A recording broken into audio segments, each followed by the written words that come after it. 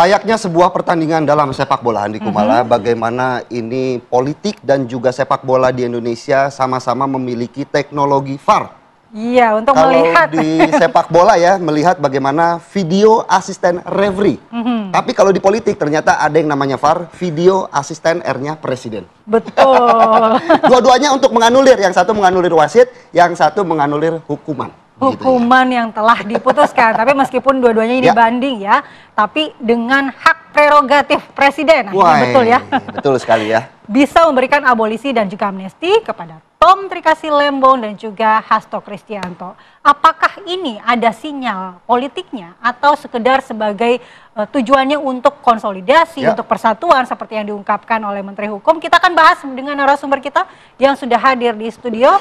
Ada Prof. Siti Suhro, peneliti utama BRIN. Assalamualaikum, selamat pagi Prof. Selamat pagi, Waalaikumsalam. Selamat pagi Mas, Mbak Andi.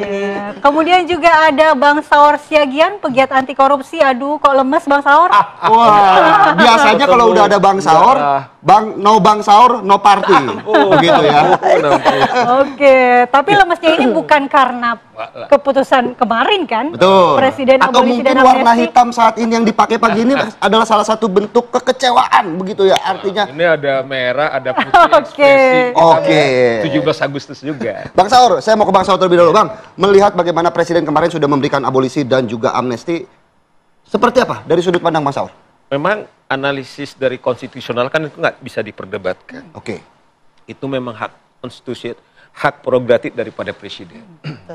Problem besarnya adalah ketika presiden selalu dalam setiap kesempatan bicara soal pemberantasan korupsi, tiba-tiba dalam proses kemudian masih persidangan jalan, kemudian diberikan amnesti dan abolisi.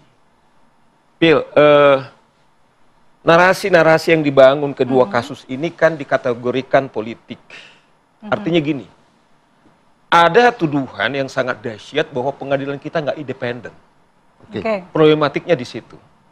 Nah, katakanlah misalnya KPK, ketika mereka nyungsep, begitu kemudian mereka coba terpilih, kasus, semua mengaku bahwa kasus misalnya yang Harun Masiku itu menghebohkan kita sampai sekarang, tiba-tiba penyidik melakukan upaya dan diuji di pengadilan.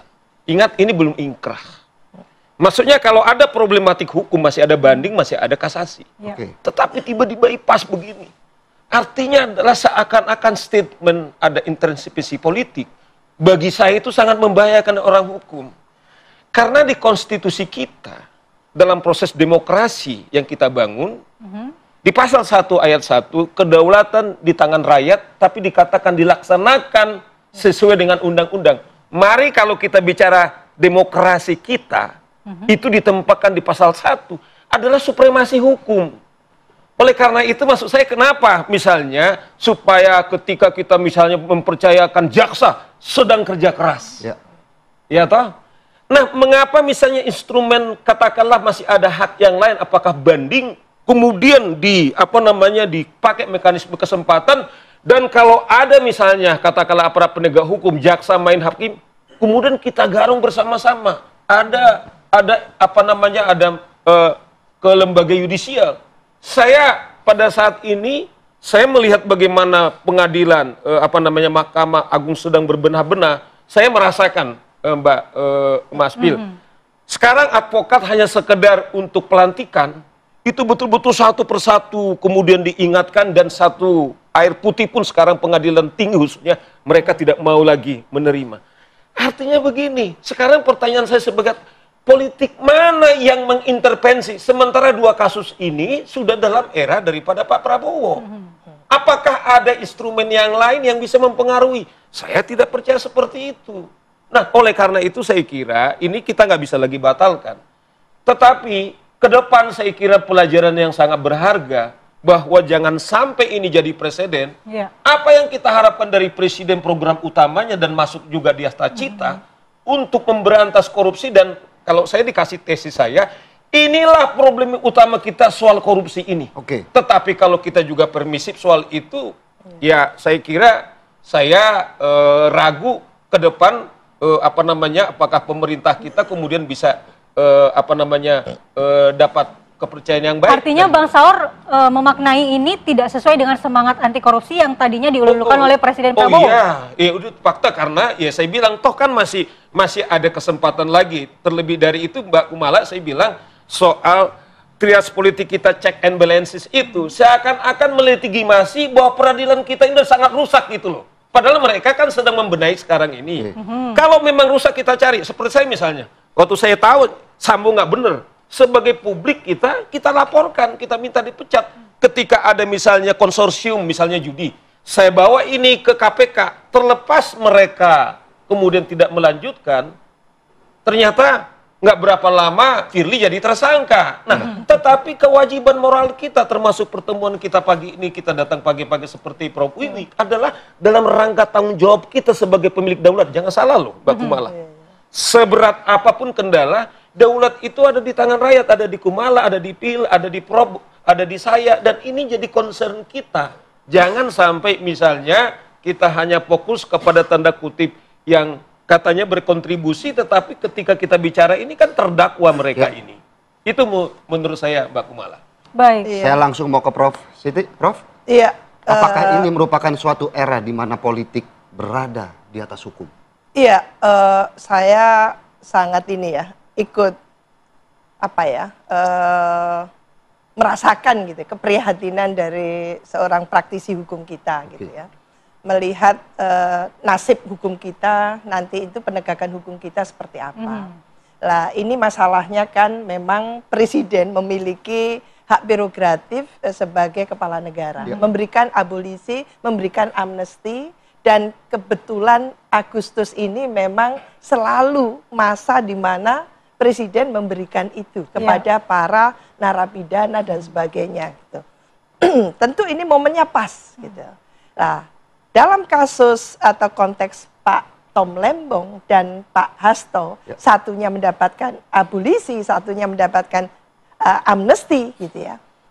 Ini membuat masyarakat juga tentu yang sangat pro pada Pak Tom Lembong gitu, gembira, senang gitu ya. Dan pro pada Pak Hasto, gembira. Tapi ada yang tidak gembira, nah, termasuk adalah Pak Saur Siagian gitu. Lah coba kita melihat, jangan sampai seolah-olah demi politik harmoni, lalu menjadikan presiden ini kayak petugas damkar, pemadam meredakan amarah ya.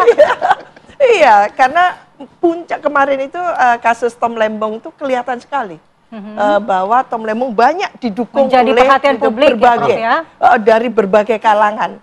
Ya bisa jadi memang betul beliau tidak melakukan korupsi itu kan gitu. Ada kebijakan yang rasanya ditarik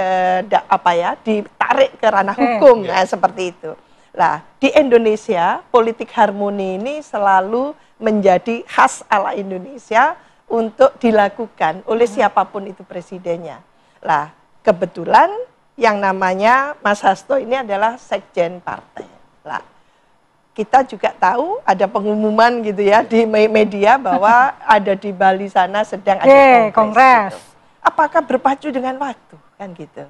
Lah, ini tentu taruhannya sangat besar, terutama komitmen konsistensi dari seorang presiden Republik Indonesia untuk menegakkan hukum, untuk memberantas korupsi. Maka ini akan menjadi kunci ujian ya bagi Pak Prabowo yang ingin memberantas korupsi tadi itu, apalagi dikatakan belum inkrah kan gitu.